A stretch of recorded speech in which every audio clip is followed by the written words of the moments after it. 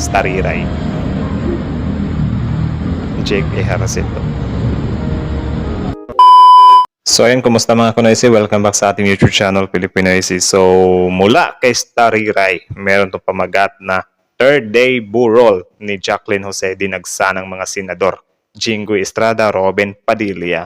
So yun, na-curious din ako dito kung sino nga ba yung dumagsang mga senador pa or silang dalawa lang ba or whatsoever. So ito nga yung third update ng burol ni Miss Jacqueline Jose, kaya sabay nating panoorin ito para naman, maki-update na lang tayo kasi malayo naman tayo sa lugar na yon, which is meron namang social media. So dito na lang tayo sa social media manood, di ba? Kaya samahan nyo kung manood. So Stariray, supportahan nyo yan. Tapos syempre, kung tape nyo naman ng mga ganitong reaction video, may kasama kayong manood. Syempre, wag nyo na rin kalimutan i-subscribe yung YouTube channel natin, Pilipinoysi.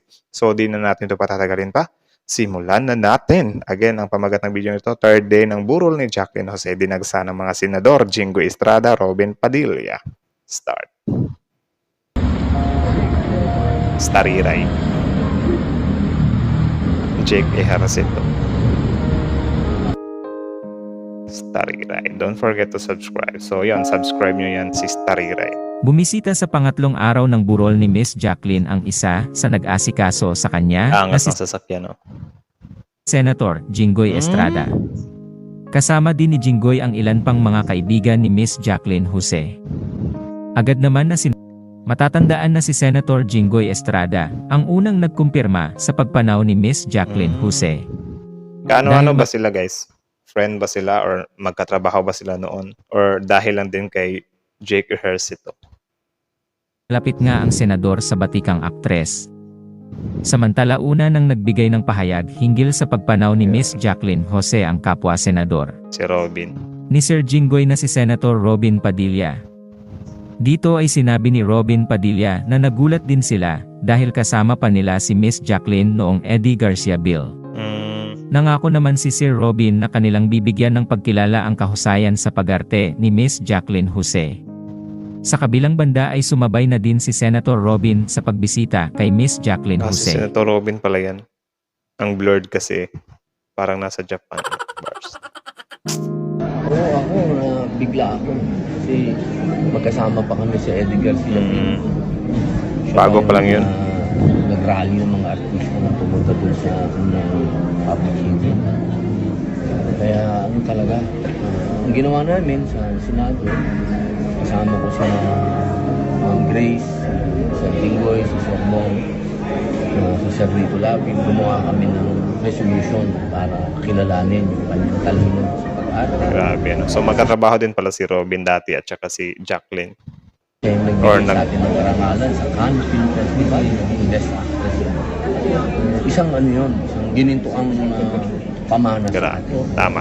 Kasi sa buong Southeast Asia, siya pa lang ang nanalo. Siya pa lang po. Siya pa lang. Wala pong iba na nagbigay talaga ng karangalan sa atin sa buong mundo po ang Cannes. Tandaan po natin. So siya lang, yung sa Cannes na award, si Miss Jacqueline pa lang yung kauna-unahang nanalo? Grabe yun, min. Ngayon ko lang yun nalaman, ha? Yung karangal. Ibig sabihin, napakagaling mo na kapag nanalo. Grabe, agree. So, yun, kita nyo naman kung gaano purihin ni Senador Robin Padilla yung si Miss Jacqueline Jose, di ba? Yung masterpiece niya or yung obra maestra, ika nga.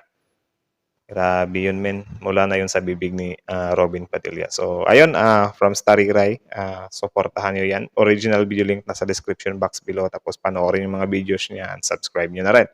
Siyempre, bago nyo iwan yung channel natin, again, Pilipinoysi, subscribe kung hindi pa kayo nakapag-subscribe. At i-like nyo na rin ang video ito.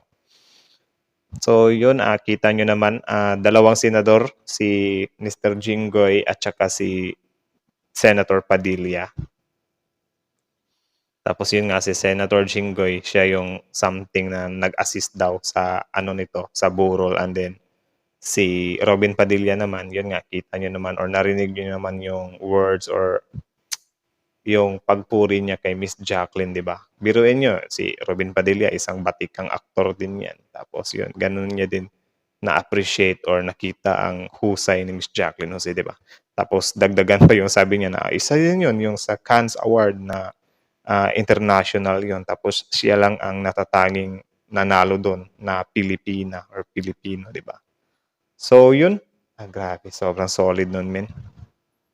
At least nakita din natin ano na kahit mga senador na pumupunta din dito. Siyempre, yung mga senador din yun, ng mga artista din naman yun. Artista ba dati si Senator Jinggoy, guys? Comment down below nga. Kalimutan ko kasi. So, yun lang naman. Again, Starry Rai. Tapos, siyempre, Filipinoisy. Subscribe nyo yan. Filipinoisy ha, para happy-happy tayo dito ba.